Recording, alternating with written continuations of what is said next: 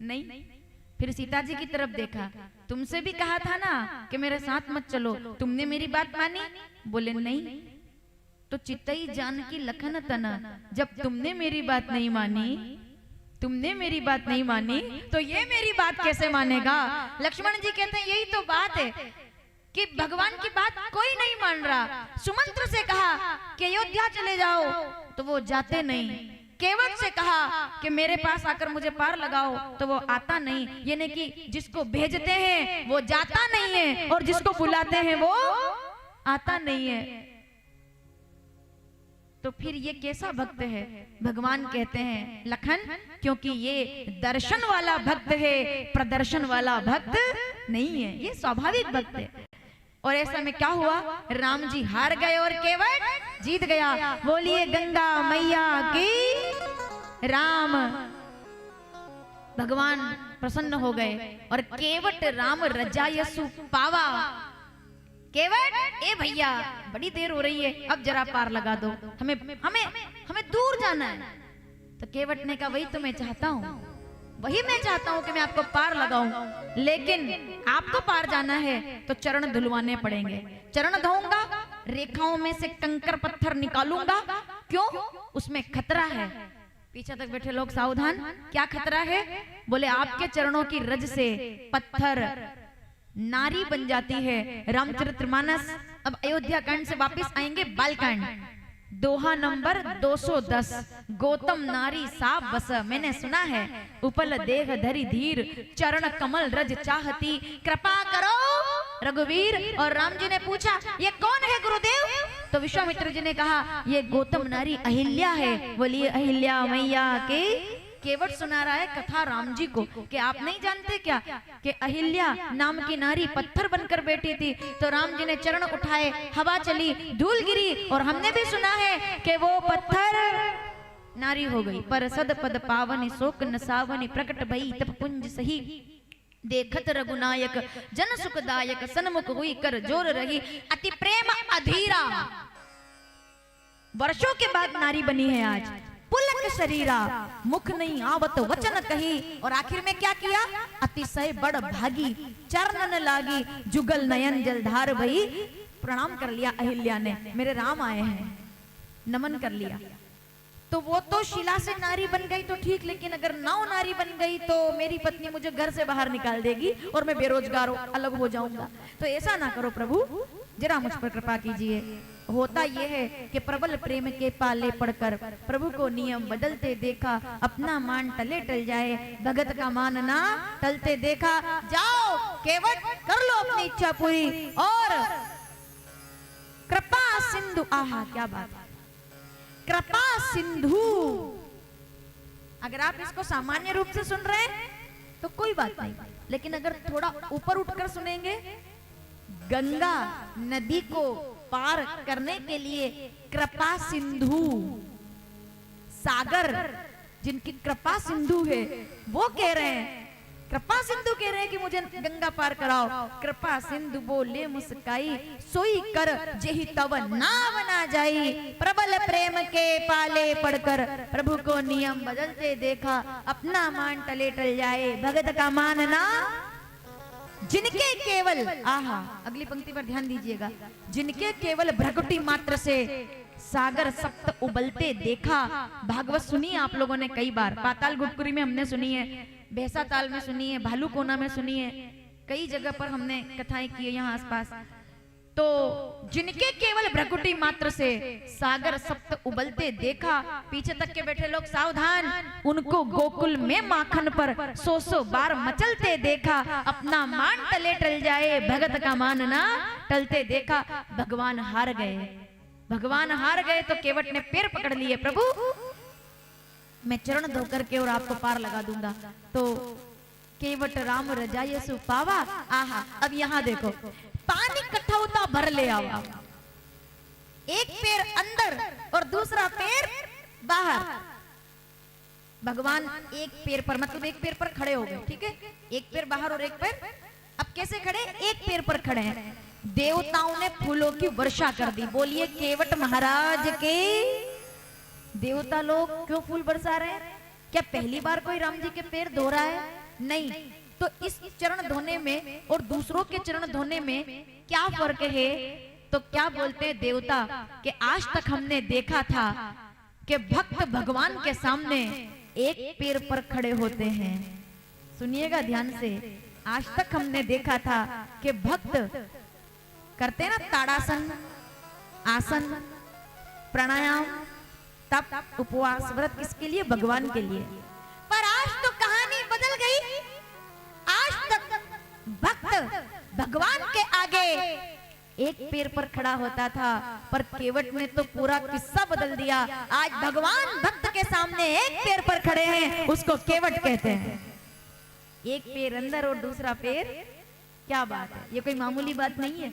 दोनों पैर पर खड़े होते हैं भगवान ऐसे, बिट्ठल बिट्ठल बिट्ठला हरिओ, ईंट के ऊपर खड़े होते हैं ऐसे, धनुष बाण लेकर खड़े होते हैं ऐसे। पहली बार किसी ने देखा एक पैर पर भगवान खड़े हैं। देवता कहते हैं भक्ति के अलावा ये ताकत किसी और में नहीं है। तो राम जी के चरण धोने लगा जोर जोर से। तो राम जी कहते हैं अरे भाई जरा धीरे चरण धो, मैं डगमगा रहा हूं। देखो तो जरा कोई सहारा भी नहीं है, जरा धीरे धीरे चरण धो। केवट ने कहा चिंता की क्या जरूरत है, अगर ज्यादा डगमगाने लगो तब थाम लेना। बोले कोई यहाँ पेड़ भी नहीं है, कोई पत्थर नहीं है, क्या थाम लूंगा। तब केवट ने कहा बड़ा चतुर है भाई, कौन कहता है अनपढ़ है केवट, 4 किताबें पढ़ने वाला व्यक्ति थोड़ी होशियार होता है। आप देखो क्या बोला केवट। राम जी मुस्कुरा रहे हैं। केवट से कहा मैं लड़खड़ा रहा हूँ भाई, गुदगुदी भी चल रही है, नरम नरम पैर है हमारे राम जी के, वो जोर जोर से। अब अगर कोई पैर में आपको ऐसे ऐसे ऐसे गुदगुदी करे तो हम एक बार तो लड़खड़ाएंगे। राम जी ने कहा ए भैया देख तो कहीं मैं गिर ना जाऊं, देख कोई सहारा भी नहीं है, मैं क्या थामूं। तो केवट ने अपना सिर आगे करके कह दिया, बोले इधर उधर देखने की जरूरत नहीं है, लड़खड़ाने लगो ना तो दोनों हाथ से मेरा सिर पकड़ लेना, मेरा काम हो जाएगा। और यही हुआ। राम जी के चरण धोते धोते जब गुदगुदी हुई ना तो भगवान राम लड़खड़ाए। वो लड़खड़ाएंगे क्या, वो तो भगवान है। लीला जैसे बच्चे के सामने माताएं कैसे बाप कहोगे कि भगवान ऐसा क्यों कर रहे हैं, वो तो भगवान थे। अब एक बात बताओ, आप तो भाषा सब अच्छे से जानते हो ना, लेकिन बच्चे के सामने बात करते हो तो कैसे करते हो, तुतलाती भाषा में ऐसा ही बोलते हो ना आप भी धीरे धीरे। तो क्या भाषा नहीं जानते? आप तो भाषा जानते हो, पर आपका बच्चा जिस भाषा में बोलता है आप भी उसी भाषा में बोलोगे तो उससे कनेक्ट हो जाएगा। तो राम जी भी उसकी भाषा में लड़खड़ाए और दोनों हाथ केवट के सिर पर रख दिए। बोलिए रामचंद्र, ऐसे हैं मेरे राम। राम जी को समझना है तो बहुत बड़ा बनना पड़ेगा भाई विचार से। राम जी केवल भगवान होते तो पूजा हो जाती केवल, लेकिन वो तो चरित्र वाले श्री राम है, मर्यादा वाले भगवान है। दोनों हाथ सिर पर रख दिए। केवट की आंखों में आंसू आ गए। इतना इतना करुणा निधान कोई कैसे, इतना सरल कोई कैसे हो सकता है, इतना सरल। राम जी मुस्कुरा रहे हैं। सुनी केवट के बेन प्रेम लपेटे अटपटे, बार बार चरणों को धोया, पद पखारी जलपान करी, आपु सहित परिवार, पितर पार करी पुनि प्रभु, गयो मुदित मन पार। अब नाव आई और राम सखा संग नाव मंगाई, सिया चढ़ाई चढ़े रघुराई। तो राम जी ने कहा अगर पैर ही धोना था तो अयोध्या में आकर के चरण धो लेते, इतने दिन क्यों लगाए चरण धोने में। तो क्या बोला केवट ने कि प्रभु मुझे अपने लिए थोड़ी चरण धोने थे। बोले फिर, मैं तो जो पहले से खड़े हुए थे उनको पार लगाना चाहता था, उसके बाद आपको पार लगाना था। बोले पहले से कौन खड़ा था? बोले मैंने आपके चरणों के जल से पहले अपने पूर्वजों को भवसागर से पार लगाया है, उसके बाद आपको नाव में बिठाया है इस कठोते के जल से। बोले वो कैसे? कि भागीरथ जी महाराज सागर के 60,000 पुत्रों का कल्याण करने के लिए जब गंगा को धरती पर ला सकते हैं, तो क्या मैं अपने पूर्वजों का कल्याण करने के लिए इन्हीं चरणों को धोकर गंगा को प्रकट नहीं कर सकता? मैंने अपने पूर्वजों का कल्याण करवाया है, उसके बाद मैंने आपको नाव में बिठाया है। क्या बात है। राम जी मुस्कुरा दिए कि ये ना समझना कि ये अनपढ़ है भाई, ये तो सबसे पढ़ा लिखा निकला, जिसको ये पता है ना कि पूर्वजों को पार कर। राम जी क्यों केवट को इतना प्रेम से देख रहे हैं? क्योंकि जो व्यक्ति अपने बुजुर्गों का आदर करता है, अपने पूर्वजों का सम्मान करता है, दीवारों पर आपके जो तस्वीरें लगी हुई है ना घर में, दादा परदादा स्वर्गीय लिखा होगा सामने। एक बात मेरी सुनिएगा, दुनिया के चारों धाम एक तरफ, दुनिया के सब तीर्थ एक तरफ, और आपके घर के पूर्वज एक तरफ हैं, उनका आशीर्वाद मिल जाता है तो चारों धाम का आशीर्वाद प्राप्त हो जाता है। कई बार लोग कहते हैं, आपके मन में एक संदेह उठता है, कई बार माताएं पूछती है कि जो लोग दुनिया में नहीं रहते तो ऐसे लोगों की तस्वीर घर में लगानी चाहिए, रखनी चाहिए, कि मतलब हिंदी में कहें तो मरे हुए लोगों की तस्वीर घर में नहीं रखनी चाहिए, ऐसा लोग पूछते हैं। क्योंकि आजकल नए नए विद्वान लोग आ गए ना, तो जो बता देते हैं लोग फिर डर जाते हैं, अरे इसलिए ऐसा हो रहा है। अच्छा मैं एक बात बताती हूँ, कोई व्यक्ति उठ करके आपके घर आ जाए और बोल दे आपके घर में तो ये तकलीफ हो रही है, ये इस दिशा में, ये उस दिशा में, ज्यादा चक्कर में मत पड़ना।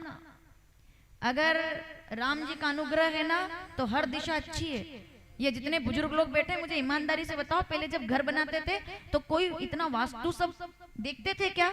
कोई नहीं देखता था, लेकिन उसके बावजूद भी माफ कीजिएगा, पहले के लोग वास्तु नहीं देखते थे, तब भी कच्चे मकान में पक्की शांति रहती थी। आज बड़े बड़े मकानों में कितना भी वास्तु देख लो, तब भी मकान तो बड़ा होगा पर शांति फिर भी नहीं मिलेगी, क्योंकि शांति वास्तु से नहीं आती, शांति राम जी की कृपा से आती है।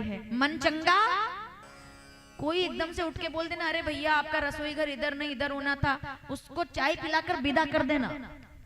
ऐसे लोग ना खुद सुखी रहते हैं ना दूसरों को रहने देते हैं। वो जो नए नए 2-4 दिन के ज्ञानी होते हैं ना, माफ कीजिएगा मैं थोड़ा कड़वा बोल रही हूँ, मैं गलत तो नहीं बोल रही, कोई भी आता है और आपके मन में शंका भर जाता है, अरे ये तो इधर होना ही नहीं चाहिए था, इसीलिए सब गड़बड़ हो रहा है। आप सोचोगे अब तक तो गड़बड़ हुआ भी नहीं था, पर उसके जाते ही गड़बड़ होना शुरू हो जाएगा। अब तक सब बढ़िया चल रहा था, अब गड़बड़ हो जाएगा। क्यों जी? एक बात बताओ मुझे, जिसका मन अच्छा होना और जिसके कर्म अच्छे हो, चलिए मैं देखिए ज्योतिष का विरोध नहीं करती, ना मैं वास्तु शास्त्र का विरोध करती हूँ, पर भोले भाले लोगों को ठगने के लिए जो नई नई स्कीम आ रही है, रोज टीवी पर उठते ही आप इधर का यंत्र उधर का यंत्र, ये वो सब जमाने भर की बातें, सब बढ़िया है, लेकिन मैं थोड़ा सा सीधी बात बोलने में विश्वास रखती हूँ। अच्छी बात लगे तो समर्थन कीजिएगा। दुनिया में मैं किसी का विरोध नहीं कर रही, लेकिन एक बात निवेदन है मेरी कि अगर आपके कर्म अच्छे हैं और अगर आपने कभी किसी का बुरा नहीं किया है, तो एक बात बताइए मुझे, अयोध्या के परिवार में राम जी के घर का वास्तु गड़बड़ था क्या? वहां तो राम जी रहते थे ना। मुझे सवाल है उन लोगों से मेरा, क्या राम जी के घर का वास्तु गड़बड़ था क्या?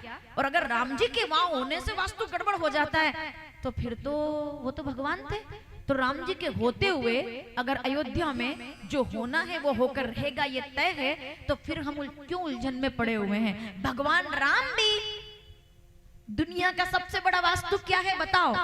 मैं आपसे पूछती हूँ, चलो कथा से 2 मिनट के लिए अलग हटके बात करते हैं। बताऊं मैं आपको सबसे बड़ा वास्तु क्या है? पीछे तक के बैठे लोग, समय से बड़ा कोई वास्तु नहीं है। समय अच्छा हो तो सब अच्छा हो जाता है, और समय खराब हो तो अच्छा भला वास्तु भी वास्तु होता है। बिल्कुल वास्तु में मैं मानती हूँ होता है, पर किनके लिए? जिनको अगर पता है तो वो माने, लेकिन अगर किसी को नहीं पता है ना, तो किसी के घर जाकर के उपदेश मत दो कि ये इधर करना था, ये उधर करना था। अगर आपका मन सकारात्मक है, आपके घर में तुलसी का क्यारा है, अगर आपके घर में कभी गौ माता का एक बूंद भी गोमूत्र गिर गया है, गाय का गोबर कभी आपके घर तक पहुंच गया है, तुलसी के क्यारे में दीपक लग गया है, तो सब वास्तु दोष अपने आप समाप्त हो जाता है, जिस घर में राम जी कृपा कर दे। वरना मंदिर मंदिर प्रतिकर शोधा, देखे जहां तक अग्नित जोधा। एक एक चीज, उससे बड़ा पंडित कोई नहीं था, तो उसने कौन सा वास्तु दोष कर दिया जो पूरे नगर में आग लग गई? और विभीषण ने कौन सा वास्तु दोष का निवारण कर लिया जो घर बच गया? तुलसी का क्यारा। देखी तुलसी का वृंद तहां, देखी कृपी हर्षाई। हनुमान जी खुश होते हैं जिस घर में तुलसी का क्यारा है, वास्तु दोष खत्म।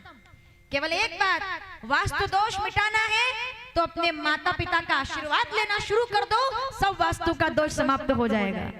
इसलिए अगर कोई कहे कि मरे हुए लोगों की तस्वीर घर में रखनी चाहिए कि नहीं, मैं कहती हूँ ये बिल्कुल ठीक बात है कि नहीं रखनी चाहिए। अब मेरी बात ढंग से सुनिएगा, पीछे तक के लोग, मरे हुए लोगों की तस्वीर घर में नहीं रखी जाती, इसका मतलब क्या है कि अगर कोई व्यक्ति के प्राण चले गए और उसके बाद अगर वो शैया पर है और तब उसका फोटो लोगे, तो उसको घर में नहीं रखना चाहिए, ये मतलब है। मरे हुए लोगों की तस्वीर, यानी कि जो चला गया, प्राण जाने के बाद अगर फोटो लिया है तो वो तस्वीर घर में और मोबाइल में नहीं रखनी चाहिए। लेकिन जब वो जीवित थे और मुस्कुरा रहे थे और आपको आशीर्वाद दे रहे थे और तब आपने फोटो लिया है तो उस तस्वीर को सम्मान के साथ घर के कोने में लगाना चाहिए, क्योंकि वो आपको आशीर्वाद देने वाली तस्वीर है। समझ में आ गया आपको?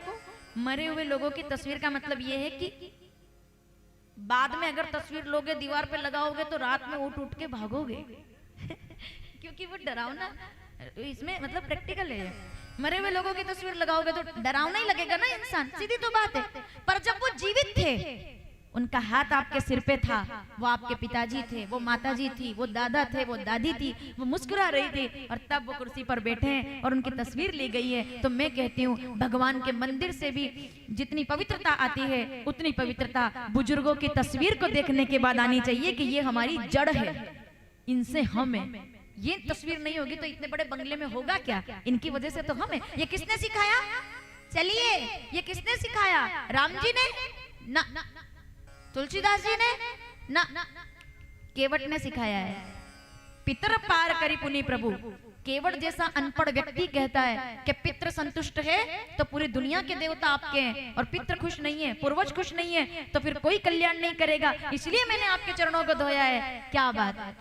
तब राम जी मुस्कुरा दिए कि पूर्वजों का तुमने नाम लिया है, मैं उन्हें उनका उद्धार करता हूँ।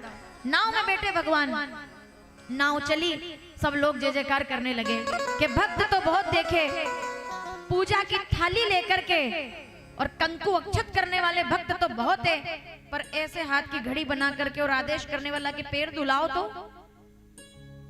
राम जी कहते हैं अगर पैर धोने थे तो बिना पूछे धो लेते, कितने लोग मेरे पैर धोते, पूछते थोड़ी है। तो केवट ने कहा वही तो अंतर है उनमें और हम में। क्या? बोले वो जो पैर धोते हैं ना वो अपनी गरज से धोते हैं कि पैर धोएंगे तो तर जाएंगे, पर आज मुझे नहीं है गरज, आज तो जरूरत आपको है। इसलिए ये फर्क है कि मैं अपनी जरूरत से नहीं, आपकी जरूरत की वजह से आपके पैर धुलवा रहा हूँ। ऐसा कहने वाला केवट ही हो सकता है भाई। तो देवताओं ने फूल बरसा दिए कि धन्य हो केवट। आइए जरा गाइए, कितने लोग केवट बनना चाहते हैं? चलो जल्दी बताओ, पूरे सम्मान के साथ। जिनको बनना है दोनों हाथ उठा दो। ये ऐसे ऐसे ना करो, ऐसे करो एकदम। श्री राम जय राम।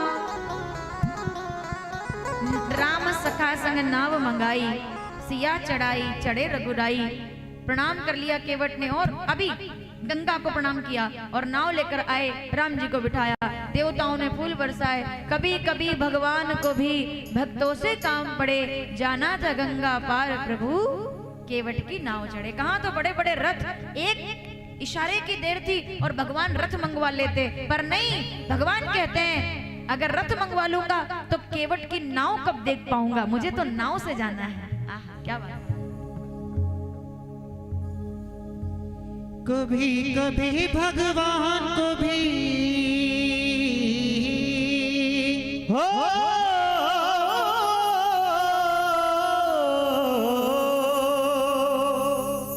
कभी कभी भगवान को भी भक्तों से काम पड़े,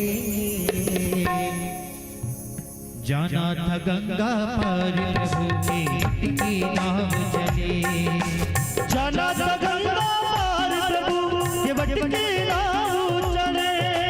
कभी कभी भगवान को भी भक्तों से काम पड़े, कभी कभी भगवान भी भक्तों से काम पड़े, जाना था गंगा पार प्रभु केवट की नाव चले, जाना था गंगा पार प्रभु केवट की नाव चले।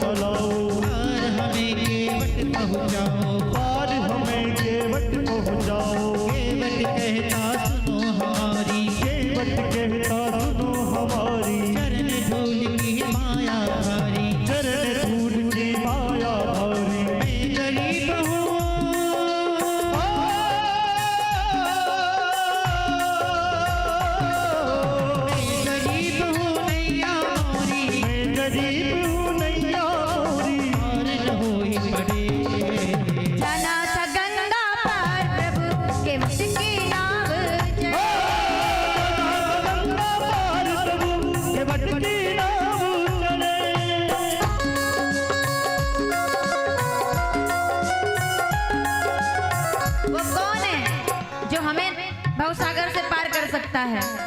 इस जगत में दो नाम हैं जो पार कर सकते हैं। गाइएगा मेरे साथ, दोनों हाथ उठाकर ताली से।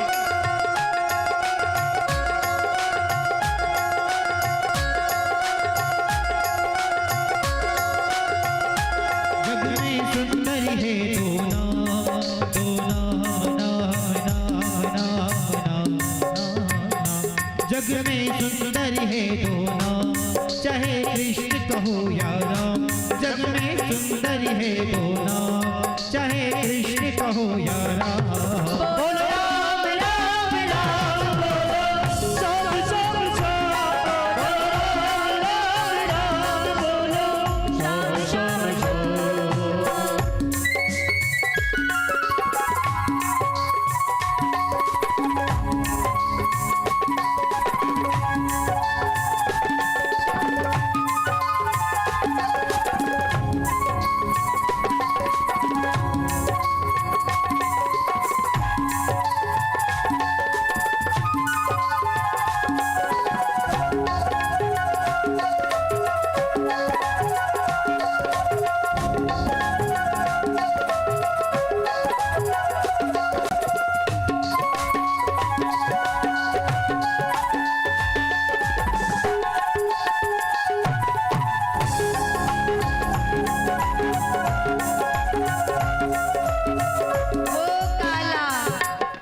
बांसुरी वाला सुध बिसरा गयो, छुप गयो एक तान सुनाकर, कहाँ गयो बाण चलाकर।